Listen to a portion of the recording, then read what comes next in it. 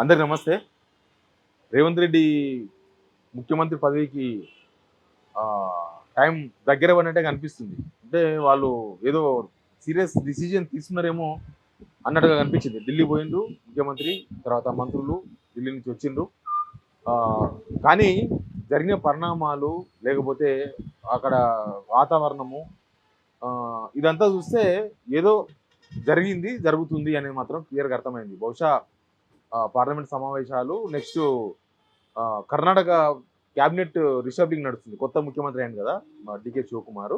అయిన తర్వాత క్యాబినెట్ రిషఫ్లింగ్ బహుశా ఈ రోజే అనుకుంటా. ఒక ఇంపార్టెంట్ మీటింగ్ ఉంది రాహుల్ గాంధీతోన డికే శివకుమార్ది. దాని తర్వాత రిషఫ్లింగ్, దాని తర్వాత ఇక్కడ ఏదైనా జరగవచ్చు. ఏదైనా డిసెంబర్ డెడ్ లైన్ లాగా కనిపిస్తుంది. ముందు సబ్స్క్రైబ్ చేయండి, షేర్ కూడా చేయండి. నేను ఈరోజు బయట ఉన్నా. దానికి కారణం ఏంటంటే సిరిసిల్ల పోతున్నా. కలెక్టర్ కేసు పెట్టిండు. ఇప్పుడు జనగాంలో ఉన్నాడు, అప్పుడు సిరిసిల్ల ఉండే. జనగాంలో కేసు పెట్టిండు, అది ఆల్రెడీ కోర్టు ఉంది నడుస్తుంది. ఇప్పుడు సిరిసిల్ల పోలీసులు వచ్చి ఆఫీస్కి వచ్చి నోటీస్ ఇచ్చిపోయినారు. బిఎన్ఎస్ 35 ప్రకారం నువ్వు ఈరోజు అటెండ్ కావాలి పోలీస్ స్టేషన్కి అని. ఎందుకంటే సిరిసిల్ల కలెక్టర్ ట్రాన్స్ఫర్ అయినప్పుడు వాడు రైతులు అక్కడ ఉన్న సంబరాలు చేసుకున్నారు. అది ఒక కలెక్టర్ పోతే సంబరాలు చేసుకోవడం ఏంది అంటే కలెక్టర్ ఎట్లా వ్యవహరించిండు. కలెక్టర్ అంటే ప్రజల మనిషి కదా. ఈ పాలకులు వాళ్ళు వీళ్ళు ఏమన్నా ఎగ్జిక్యూషన్ అనేది చాలా ఇంపార్టెంట్. కానీ కలెక్టర్ పోతే రైతులు సంబరాలు చేసుకోవడం ఏంది, అక్కడ ఉన్న జనాలు సంబరాలు చేసుకోవడం ఏంది, పటాకులు వేల్చడం ఏంది అని వార్త వేస్తే కేసు పెట్టిండ్రు. ఇది 8వ కేసు. ఇట్లాంటివి ఉంటాయి. ఇక మనం ఒక సంస్థలో పనిచేస్తున్నప్పుడు అప్పుడు ఎవరు మన దగ్గర రారు. కానీ ఇప్పుడు మనమే ఒక వ్యవస్థ అయినప్పుడు మన దగ్గరికి అందరూ వస్తారు, కేసులు పెడతారు, భరిద్దాం. ఇవేం పర్సనల్ కేసులు కావచ్చు, జనం కోసం చేసిన కేసులే. సరే, ఇంకా ఢిల్లీ పరిణామాలు మాట్లాడదాం. ఢిల్లీ పరిణామాలు ఏంటంటే నిన్న మనం వంశీచంద్రెడ్డితో జరిగిన మీటింగ్ చూసినాం. అసలు వంశీచంద్రెడ్డి సిడబ్ల్యూసీ మెంబర్. వంశీచంద్రెడ్డితో మీటింగ్ అనేది ముఖ్యమంత్రి చాలా డిస్కంఫర్ట్గా కనిపించిండు. ఆయన ఫేస్ చూసినా, ఆయన కూర్చున్న తీరు చూసినా ఏం మాట్లాడలేదంట మీటింగ్లో కూడా. ఆయన ఏమి సూచనలు సలహాలు ఇవ్వడము లేకపోతే ఏం లేదు. ఏదున్నా మినిస్టర్లు మాట్లాడుతున్నారు, లేకపోతే మీనాక్షి నటరాజన్ మాట్లాడింది, వంశీచంద్రెడ్డి మాట్లాడిండు, అంతవరకే. యాక్చువల్గా మెయిన్గా రేవంత్ రెడ్డికి వచ్చిన ప్రాబ్లం ఏంటంటే రేవంత్ రెడ్డికి ఢిల్లీలో నమ్మిన బంటు లేకపోతే అన్ని రకాలుగా ఆడు ఒక వ్యక్తి K C Venugopal, party general secretary. ఆయన మాత్రమే రేవంత్ రెడ్డిని ఎన్నికేసుకొచ్చింది. ఇన్ని రోజులు రేవంత్ రెడ్డి పదవిలో ఉన్నాడంటే దానికి కారణం కూడా కేసీ వేణుగోపాలే, కేరళ లీడర్. కేసీ వేణుగోపాల్ కనుక తప్పుకునింటే, కేసీ వేణుగోపాల్ కనుక రేవంత్ రెడ్డిని ఎన్నికేసుకొని రాకపోతే ఇప్పటికే తోక కట్టయ్యేదట. కానీ కేసీ వేణుగోపాల్కు రేవంత్ రెడ్డికి ఏం సంబంధమో మనకు తెలియదు. అది ఫైనాన్షియల్ బంధమా లేకపోతే ఇంకా వేరే ఉన్న బంధాలా మనకేం తెలియదు. అసలు పీసీసీ చీఫ్ ఇప్పించింది కూడా కేసీ వేణుగోపాలే. అప్పటి నుంచే ఆ రిలేషన్ ఉంది. కానీ ఈ మధ్య వాళ్ళిద్దరి మధ్య కూడా డిస్టర్బెన్స్ అయిపోయింది. ఇద్దరి మధ్య రిలేషన్స్ కూడా కట్ అయిపోయినాయి. ఎందుకు కట్ అయిందంటే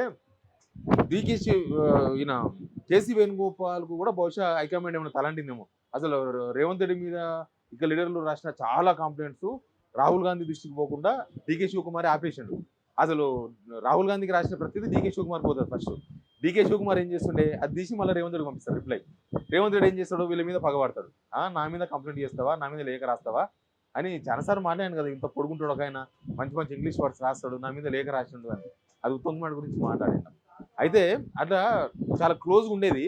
కానీ రేవంత్ రెడ్డితో దోస్తానంతోనే కేరళ ముఖ్యమంత్రి పదవి పోగొట్టుకోవాల్సి వచ్చింది అనే ఒక ఫీలింగ్లో ఉన్నాడు కేసీ వేణుగోపాల్. అంటే ఆ దోస్తాను వల్లనే కేరళ ముఖ్యమంత్రి రాకుండా పోయిందని కేసీ వేణుగోపాల్ వాళ్ళ అనుచరులతో మాట్లాడుతున్నాడు. రేవంత్ రెడ్డి వల్ల మనకు డ్యామేజ్ జరిగింది, రేవంత్ రెడ్డిని ఎన్నికేసుకొని రావడమే మనకు పెద్ద ప్రమాదం అయింది, అనవసరంగా ముఖ్యమంత్రి చేతికి వచ్చిన ముఖ్యమంత్రి పదవి చేశారా వెళ్ళిపోయింది. కేరళ సీఎం కావాల్సి ఉండే యాక్చువల్ కేసీ వేణుగోపాల్. బహుశా అది ఉండొచ్చు, లేకపోతే హైకమాండ్ తలంటిన వ్యవహారం కూడా ఉండొచ్చు. ఏం జరిగింది ఏం కథ అని వాళ్ళు ఇంకా చాలా రిపోర్ట్స్, ముఖ్యంగా మీనాక్షి నటరాజన్ ఇచ్చిన రిపోర్ట్ చాలా వాల్యుబుల్ రిపోర్ట్. వాళ్ళకి వీళ్ళందరూ రాసిన రిపోర్ట్ల కన్నా ఆమె రాసిన రిపోర్ట్ను చాలా రాహుల్ గాంధీ చాలా విశ్వసిస్తాడంట. అట్లా కేసీ వేణుగోపాల్ కూడా హ్యాండ్ ఇచ్చేసాడు. నిన్న మీటింగ్ వంశీచంద్రుడితో మీటింగ్ జరిగితే కేసీ వేణుగోపాల్ బిజీగా ఉన్నాడు అనుకున్నామా, ఏడున్నాడు? జస్ట్ ఛత్తీస్గఢ్ కోఆర్డినేషన్ సమావేశంలో ఉన్నాడు. ఛత్తీస్గఢ్ కోఆర్డినేషన్ సమావేశం. అసలు ఛత్తీస్గఢ్ కన్నా తెలంగాణ చాలా ఇంపార్టెంట్ ఏఐసీసీకైనా కేసీ వేణుగోపాల్కైనా. కానీ ఆయన మాత్రం ఆ మీటింగ్ రాలేదు. ఆ మీటింగ్ డుమ్మా కొట్టి ఛత్తీస్గఢ్ మీటింగ్ పోయింది. తర్వాత ఇక్కడ నిన్న జరిగిన మీటింగు వంశీచంద్రుడి ఆధ్వర్యంలో జరుగుతుందని మొన్ననే డిసైడ్ అయిపోయింది. రేవంత్ రెడ్డి తప్పించుకోలేకపోయాడు, ఖచ్చితంగా ఆ మీటింగ్ అటెండ్ కావాల్సి వచ్చింది. కానీ ఇప్పుడు ఏంది అంటే ఇప్పుడు పార్లమెంట్ సమావేశాలు నడుస్తున్నాయి. తర్వాత డీకే శివకుమార్ ముఖ్యమంత్రి అయ్యాడు కర్ణాటక. ఆడ క్యాబినెట్ రీషఫలింగ్ జరుగుతుంది. ఈ 2 తర్వాత తెలంగాణలో ఏదో ఒక పెద్ద ప్రక్షాళన జరగబోతుంది అనేది ఒక చర్చ నడుస్తుంది. పెద్ద ప్రక్షాళన అంటే నెక్స్ట్ ఎలక్షన్ దృష్టిలో పెట్టుకొని జరగబోయే ప్రక్షాళన. ఇదేదో ఈ పంచాయతీలు, కొండ సురేఖ పంచాయతీ, లేకపోతే మందుల సామ్యాలు రాజగోపాల్ రెడ్డి పంచాయతీ ఇది కాదు. మొత్తం ఎలక్షన్ దృష్టిలో పెట్టుకొని ఒక 2.5 years అయిపోయింది గవర్నమెంట్. నెక్స్ట్ 2.5 years చాలా పెద్ద టాస్క్. కాబట్టి నెక్స్ట్ మళ్ళీ ఎలక్షన్ ప్రిపరేషన్ అయ్యే విధంగా మరి ముఖ్యమంత్రి పదవి ఉంటుందా ఏమో. అసలు చాలా మంది బిట్వీన్ ది అలయన్స్ మాట్లాడుతున్నారు. ఢిల్లీ వచ్చిన లీడర్లు మాట్లాడితే ఇది అయిపోయినాక తెలుస్తుంది. కర్ణాటక రిషఫలింగ్ తర్వాత అన్ని విషయాలు ఉంటాయి, పెద్ద మొత్తంలో నిర్ణయాలు ఉన్నాయని చెప్తున్నారు. బిట్వీన్ ద లైన్స్ మాట్లాడుతున్నారు వాళ్ళు. ఆ బిట్వీన్ లైన్స్ మాట్లాడమే చాలా డేంజర్. అసలు చర్చ ఏంటంటే నిన్న సాయంత్రం ఢిల్లీలో మీటింగ్ తర్వాత బయటకు వచ్చిన తర్వాత రేవంత్ రెడ్డి సపరాకుండా వచ్చేసింది హైదరాబాద్కి. ఎవరిని కలవలేదు. ఆయన మొత్తం మూడంతా ఖరాబ్ అయిపోయింది రేవంత్ రెడ్డిది. ఢిల్లీలో మీటింగ్ కన్నా ముందు జరిగిన పరిణామాలు, కేసీ వేణుగోపాల్ హ్యాండ్ ఇవ్వడము, ఆయన మూడంతా ఖరాబ్ అయిపోయి ఎవరిని కలవకుండా వచ్చేసిండు. తర్వాత మినిస్టర్లు ఉత్తమ్ కుమార్ రెడ్డి వీళ్ళందరూ మళ్ళీ పోయి మల్లికార్జున ఖర్గేని కలిసిండ్రు. నా పక్కన ఫోటోస్ వచ్చినాయి చూడండి. మల్లికార్జున ఖర్గేని కలిసిండ్రు. తర్వాత కర్ణాటక సీఎం డీకే శివకుమార్తో సమావేశమైనరు. డీకే శివకుమార్ను కూడా కలిసి అక్కడి నుంచి తర్వాత వాళ్ళు వచ్చిండ్రు. మంత్రులందరేమో చాలా హ్యాపీగా కనిపించిండ్రు, ముఖ్యమంత్రి ఏమో చాలా డల్గా కనిపించిండు. జరిగిన చర్చ ఏంటంటే ముఖ్యమంత్రిగా రేవంత్ రెడ్డిని మారుస్తారు, ఉత్తమ్ కుమార్ రెడ్డికి ముఖ్యమంత్రి ఇవ్వబోతున్నారు, బట్టి విక్రమార్క కట్ అవుతున్నాడు క్యాబినెట్ నుంచి, పీసీసీ చీఫ్ని కూడా మార్చబోతున్నారు, పొన్నం ప్రభాకర్ను పీసీ చీఫ్ చేయబోతున్నారు. తర్వాత క్యాబినెట్ మొత్తం ఆల్మోస్ట్ 50-60% కోత, 56% అవినీతి ఆరోపణలు ఉన్న వాళ్ళు, గొడవలు ఉన్న వాళ్ళు, వివాదాలు ఉన్న వాళ్ళు, ఇట్లాంటి వాళ్ళందరినీ తప్పించబోతున్నారు. అంతా కొత్తగా జంజీ అనే ఒక లైన్ తీసుకుంది కదా కాంగ్రెస్. మొన్న ఢిల్లీలో జంజీ ఉద్యమం తర్వాత కొంత జంజీకి గవర్నమెంట్ ఉన్న దగ్గర జంజీకి అవకాశం ఇస్తే దేశవ్యాప్తంగా అది ప్లస్ ఇద్దామని చర్చ ఉందంటే హైకమాండ్లో ఢిల్లీలో.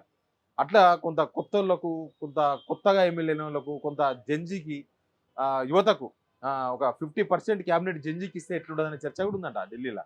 కాబట్టి ఇట్లాంటి చర్చలన్నీ జరుగుతున్న టైంలో అసలు ఏం జరగబోతుంది టైం బీయింగే అర్థమైంది. ఒకటి మాత్రం టైం బీయింగే. రేవంత్ రెడ్డి ఎలకాలం ముఖ్యమంత్రిగా, ఎలకాలం అంటే ఇంకొక 2.5 years, ఎలకాలం అంటే జీవితకాలం కాదు, ఇంకొక 2.5 years రేవంత్ రెడ్డి ముఖ్యమంత్రిగా ఉంటాడు అని చెప్పడానికే కొన్ని సంకేతాలు అడ్డుపడుతున్నాయి.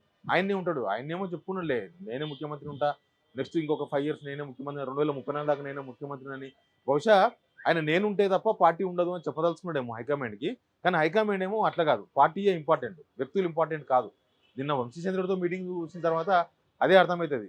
రేవంత్ రెడ్డికి ఇంకా చాలా అర్థమవుతుంది. ఆయనకు రాజకీయాలు బాగా అవగాహన ఉన్న వ్యక్తి కదా, ఆయనకి ఇంకా బాగా అర్థమవుతుంది పార్టీయే ఇంపార్టెంట్, ఈ వ్యక్తులు ఇంపార్టెంట్ కాదు. రేవంత్ రెడ్డి ఉండొచ్చు, రేవంత్ రెడ్డి కాకపోతే ఇంకోరు ఉండొచ్చు, కానీ పార్టీ చాలా ఇంపార్టెంట్. వాళ్ళు మెయిన్గా పార్టీ మీద కాన్సన్ట్రేషన్ చేసిండ్రు. నెక్స్ట్ గవర్నమెంట్ వస్తుందో రాదో తర్వాత విషయం, కానీ అసలు పార్టీ మొత్తం డిస్టర్బెన్స్ అయిపోయింది, పార్టీ మొత్తం చిల్లంపొల్లం అయిపోయింది.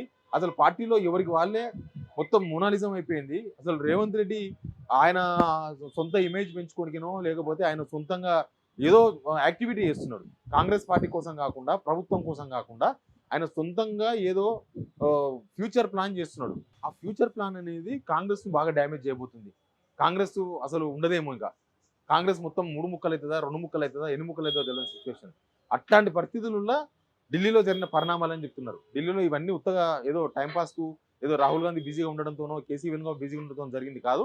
ఇదంతా ఒక ప్రీప్లాన్గా జరిగిన సమావేశం. ఆ ప్రీప్లాన్ సమావేశం తర్వాత రేవంత్ రెడ్డికి ఏమర్థమైందో తెలియదు. మరి ఆయన ఎవ్వరిని కలవకుండా సడన్గా వచ్చేసిండు. ఆయన యాక్చువల్గా రేవంత్ రెడ్డి ఢిల్లీకి అంత ఈజీగా రాడు. ఎంతసేపు ఢిల్లీలో ఉండాలి, వాళ్ళం కలవాలి, వీళ్ళం కలవాలి, 4 ఫోటోలు సంపాదించాలి, లేకపోతే 4 ఇక్కడ ఉన్న వాళ్ళు ఆయన యాంటీ వ్యతిరేకులు అందరినీ గుండెల్లో గుబులు లేపాలి. చూసిన హైకమాండ్ రేవంత్ రెడ్డికి ఎంత సపోర్ట్ ఉందని, ఆ సంకేతాలు పోవాలనేది ఎప్పుడు ప్రయత్నం చేస్తుంటాడు.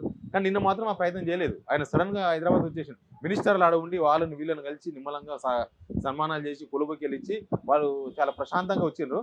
బట్ ఇది ఒక టైం బీయింగ్, ఓన్లీ టైం, ఒక డెడ్ లైన్, అది డిసెంబర్ డెడ్ లైనా లేకపోతే జస్ట్ కర్ణాటక క్యాబినెట్ అయిపోయిన తర్వాత జరుగుతుంది అనేది తెలియదు. బట్ ఏదో జరుగుతుంది అక్కడ మాత్రం. రేవంత్ రెడ్డి విషయంలో హైకమాండ్ ఏదో సీరియస్ నిర్ణయం తీసుకునే దిశగా పోతున్నట్టు కనిపిస్తుంది. Please subscribe.